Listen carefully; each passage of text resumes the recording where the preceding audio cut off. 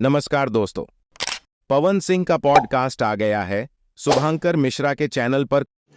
रुको जरा। कुछ दिन पहले खेसारी लाल का भी आया था, तो आप सबने देखा ही होगा। खेसारी लाल से जो सवाल किए थे, खेसारी लाल ने उसका जवाब दिया था। अब पवन सिंह से सवाल क्या है, तो पवन सिंह भी जवाब दिए। बहुत लोगों का कहना यह है कि यहाँ सवाल ही उसी तरह से पूछा जाता है कि जैसे लगता है विवाद हो ही जाएगा। पर मेरा ये मानना है कि अगर आपको उस सवाल से इंटरेस्ट नहीं है तो आप नेक्स्ट सवाल करने के लिए भी बोल सकते हो। Good question.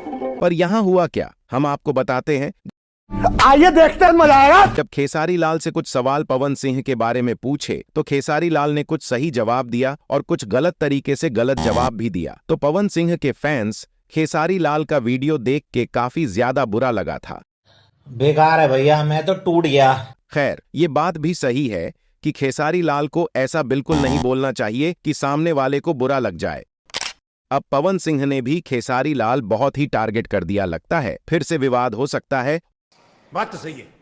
और बात यह भी हो जाता है कि पवन सिंह से कोई दिक्कत नहीं होता है खेसारी लाल को, पर पवन सिंह के टीम में ही कुछ लोग और उनके सपोर्ट में जो यूट्यूबर खेसारी लाल को टारगेट करते हैं, तो उन्हीं लोगों के कारण खेसारी लाल को कुछ से कुछ बोलना पड़ता है। शायद बात यहाँ पे नहीं रुका। अब पवन सिंह ने जो खेसारी लाल के बारे में कुछ कहा, अब फिर से लोग खेसारी लाल को टारगेट करने लगे। कुछ लोग छोटा छोटा क्लिप काटकर खेसारी लाल के बारे में कुछ से कुछ बोल रहे हैं। तो कोई ये बोल रहे हैं कि पवन सिंह से कोई कंपेयर नहीं है खेसारी लाल का। तो हम उन लोगों को बस यही कहेंगे कि अबे तू थोड़ा सा बहन का लोड़ा क्या।